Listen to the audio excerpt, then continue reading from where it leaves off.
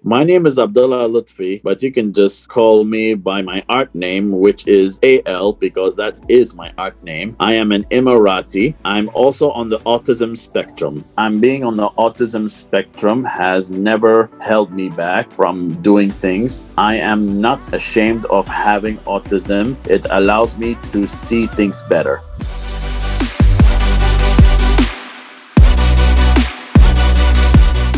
Hey everyone, and welcome to the Academy podcast with the number one international best-selling author and multi-award winning success and life coach, Kamil Shah.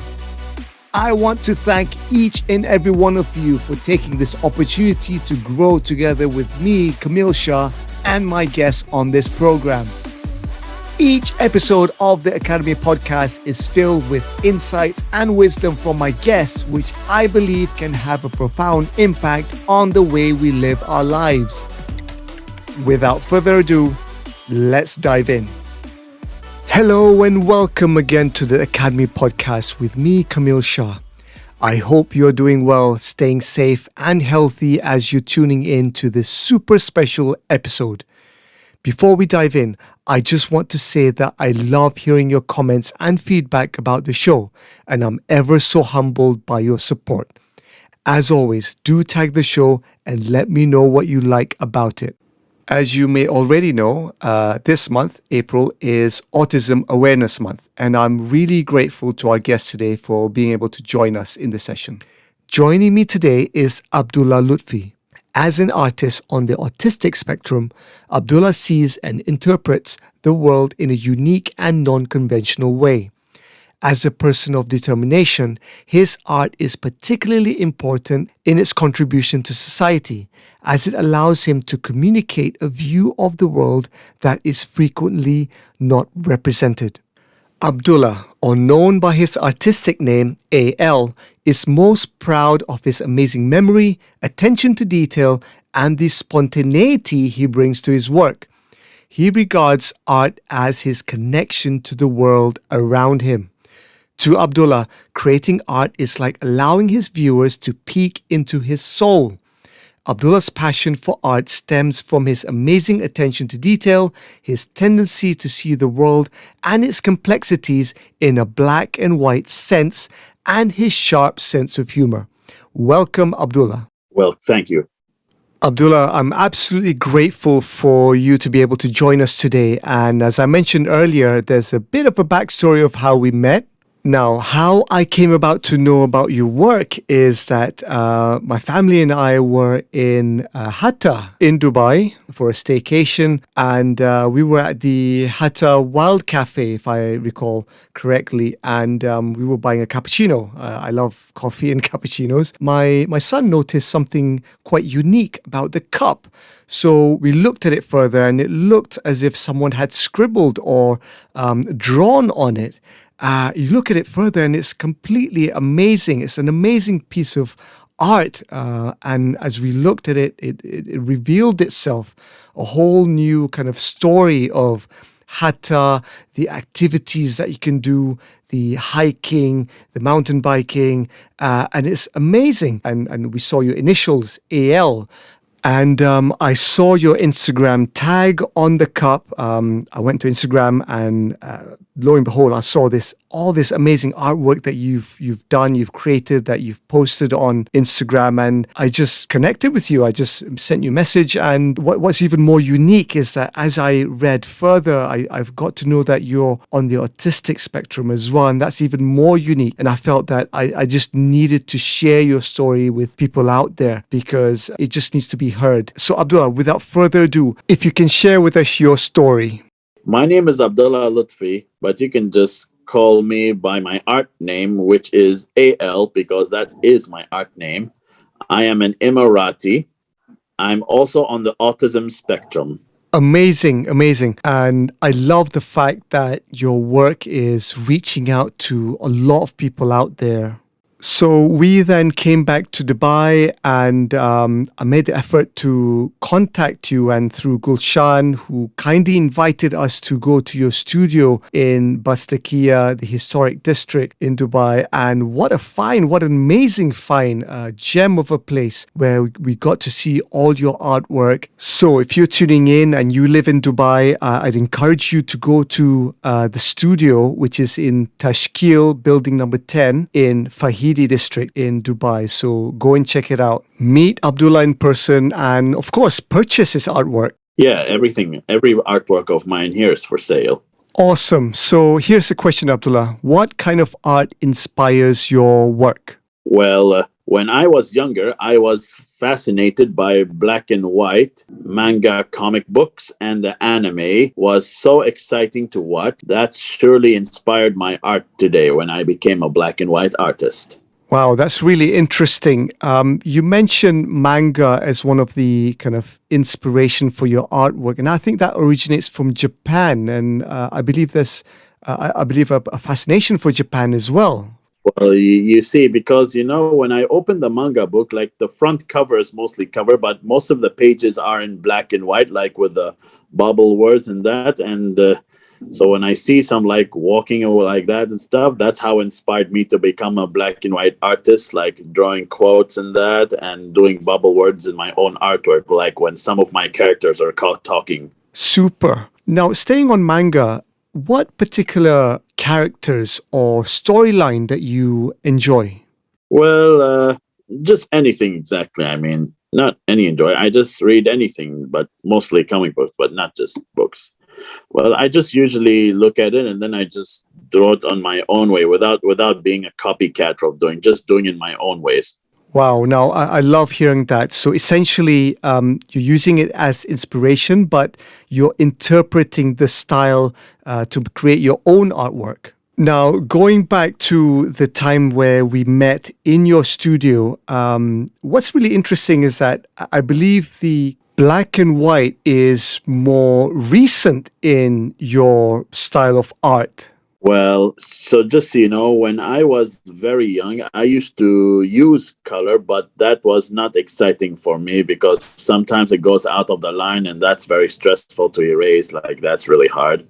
So I always prefer doing black and white drawings other than color because that's how it makes me famous for me. I love that. I love that. Just sticking to the two-tone black and white monochrome, I think it's really, really powerful. And as you can see, I'm wearing a t-shirt here with a black and white artwork on it.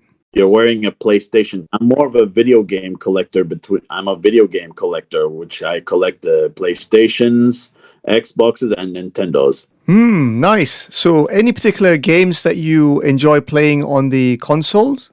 I usually like playing that Nintendo game, which is called the Smash Brothers, because that's one of the best game I ever played. And I also modded to make it look like it had more characters. Oh, wow. Nice. You mentioned Nintendo. That's quite a retro kind of console. I remember I used to have Sega and Nintendos as well back in the day. I still keep one of my retro game consoles, and they're still in mint condition because I keep them safe. Amazing. Amazing. Yeah. Any other hobbies that you enjoy doing aside from gaming and comics? I usually like collecting anime figures as well, and also mostly pop figures as well. And also I love video games as my hobby, and so is driving a car as my hobby. And also I was playing bowling, but not only that, I also play the pool table as well. So, but in my bowling tournament when I was in the Special Olympics, I only won bronze medal. It's not easy being a first place, but it's better to be any place. It doesn't matter, but at least you get medals for any place. But you know what's the problem? Being last is I don't like. But bronze is it's not about being first place. It's about being any place when you get a medal. But you know what I don't like? Being last place. Last place is not that good to me. No, that's really great advice there. You're mentioning it's not about being first place. It's about trying your best and getting it done. That's more important. But to be honest with you, I just don't like doing competitions because I don't usually like doing competitions. I just prefer just doing things just for fun only. That's great. Now that comes to the next question I want to ask you. What advice would you like to share with people who would like to become artists but are scared to do so? Well, my advice is to just go for it. You have nothing to lose. Believe in yourself, and the world will believe in you. Wow, great advice there, Abdullah. And I think it ties into what you mentioned earlier about enjoying and having fun with what you do. And as you've described there about your own fascination with your hobbies. So sometimes we stress out too much that we want things to be perfect before we start. But in actual fact, just enjoy the journey and just have fun. Yeah. Abdullah, we're going to go a little bit off script here, and I want to go back to what you mentioned about being in the Special Olympics, and that's something that I didn't know until literally you just mentioned it there. Would you mind just sharing with us a little bit about your experience in the Special Olympics? It was my first time going to the Special Olympics. I was in the bowling section since I was in 2019. It wasn't held in the Abu Dhabi, and I have some bowling crew with me, which most guys are special needs as well, and like that. They're all special needs, and some of them autistics and like that. Then we did some bowling practice. But sometimes my thumbs get hurt for breaking the joint for bowling so hard. Wow, I'm just really enjoying this conversation, Abdullah. Thank you so much for sharing all of this with us. Now, I want to come back to the questions again, Abdullah. So the next question is, what are the common challenges you found when it comes to creating an inclusive society? Now, this is in particular where people of determination are not discriminated upon, but actually form an integral part of the society. I'm being on the autism spectrum has never held me back from doing things. I am not ashamed of having autism. It allows me to see things better. Thank you, Abdullah. Again, it's the idea of creating an inclusive society to know and understand that we are all one and that there is no discrimination between abilities, between race, color, creed, and that we are all one at the end of the day. And I guess one of the challenges is to create more exposure, to educate more, and simple things go a long way. And Abdullah, I want to thank you so much for doing what you do, because you're doing something phenomenal here. You're actually showing that it is possible. It is possible. Yes, thank you for having me. It's an honor. Okay, I want to come to the next question. What and who are you grateful for in your life? You know who am I grateful for my life? Gulshan for helping me live my life. Gulshan Kavarana, who helps me live my life and helps me to live my life of selling and art. Wow, this is really great to hear. Thank you, Abdullah, for sharing that. If you don't mind just sharing, how did Gulshan come about into connecting with you and helped you along the way to where you are now? You know, when I first graduated from my high school in the Greenfield Community School, and then I did not go to the university. I went to the art studio, which is called Mawahib for beautiful people. And then when I went inside, and that's where I first met our teacher named Gulshan Kavarana. And she was the best helper of all time who helps other special needs to live their life. But then Mawahib shut down because because of that lousy pandemic of that COVID. I don't know whose fault is that created to the world. But now I went to that, and now I just went to our first art studio, which is my studio, which is called the next chapter in the Tashkil Al Fahidi Bastakia, which is called the Villa 10. And then Gulshan became our mentor to help us live our life in good selling. Wow, thank you for sharing that, Abdullah. And thank you, Gulshan, and everyone involved for believing and making it possible for Abdullah. I'd like to take this opportunity actually as well to honor my mother. She was a high school teacher and for a good portion of her career taught special needs children. She's retired now, and in fact, I would say she was one of the very first teachers to advocate for education for special needs children in Malaysia back in the day, which is where I grew up. She had taught in the same school as I went to, and I remember the days when after school I would go and sit in her classroom, and she would be typing away on the Braille typewriter. which I think is something that she had taken upon herself to learn to do. I remember sitting while I waited for her to finish her class. There were students with vision impairment, those on the autism spectrum, and even physically challenged children. There was one particular student that I really got on with, and now I'm recalling this. He was blind from birth, but he had aspirations to become a radio DJ. He would sit with his cassette recorder, mixing songs that he recorded from the radio, and then putting in his commentary in between the songs. And I remember one of the songs was by Richard Marx, and I just thought it was amazing that he had honed in his skills of listening and speaking where he was visually impaired.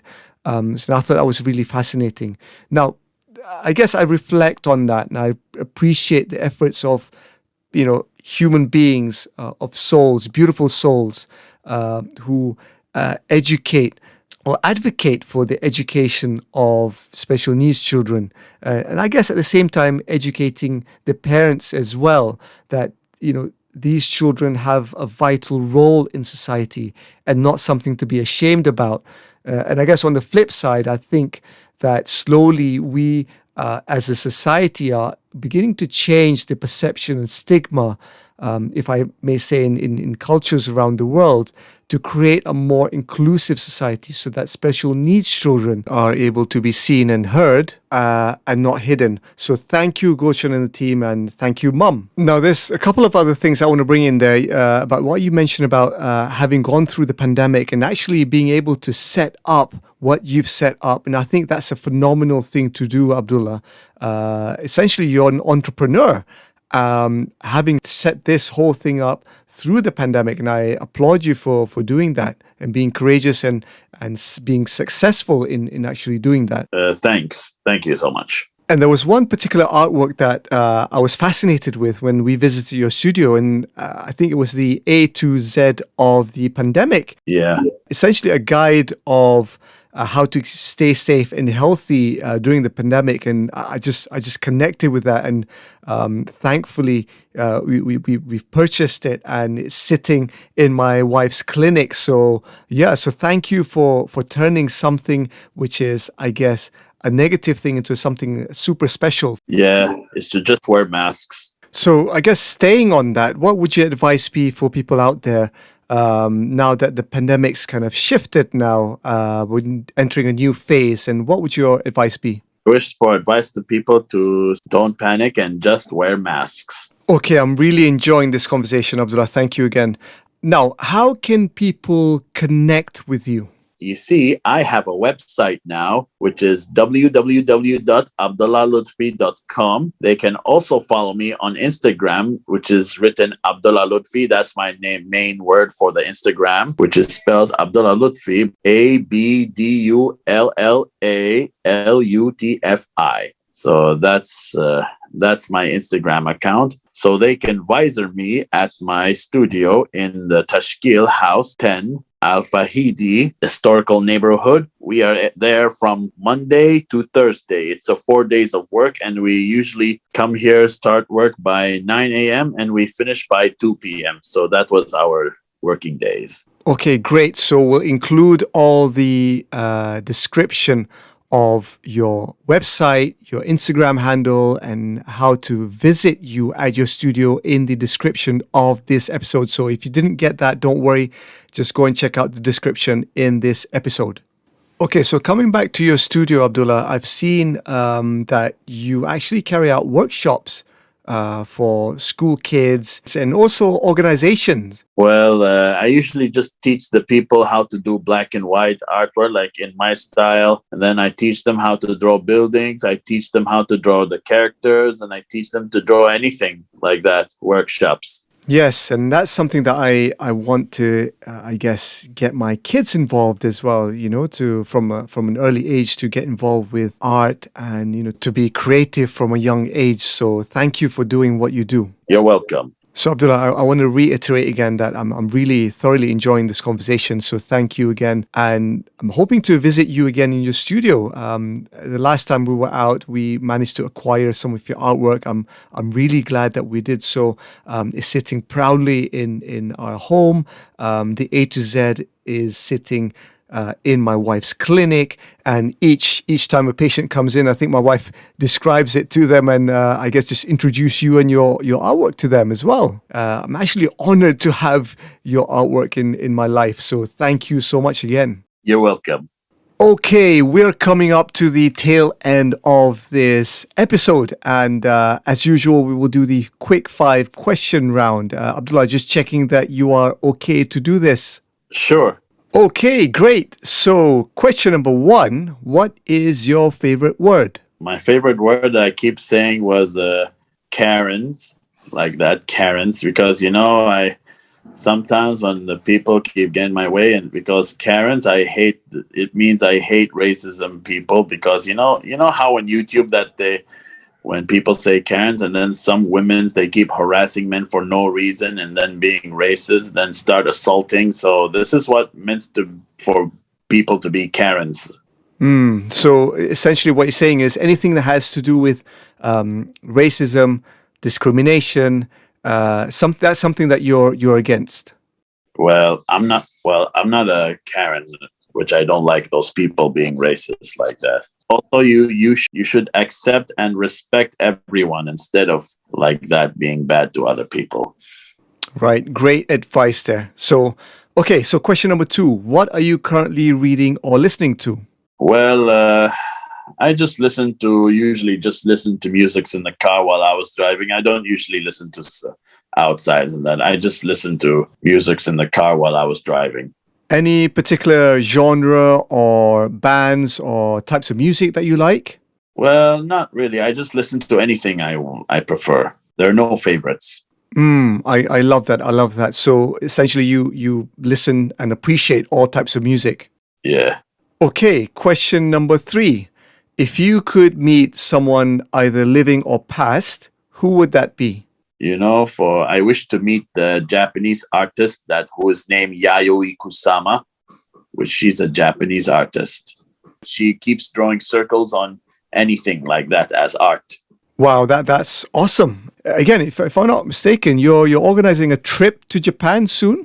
Yeah, that's right. But I wish I could go to Japan, but we don't know when the government would the Japanese government allow for tourists of outsiders to visit in.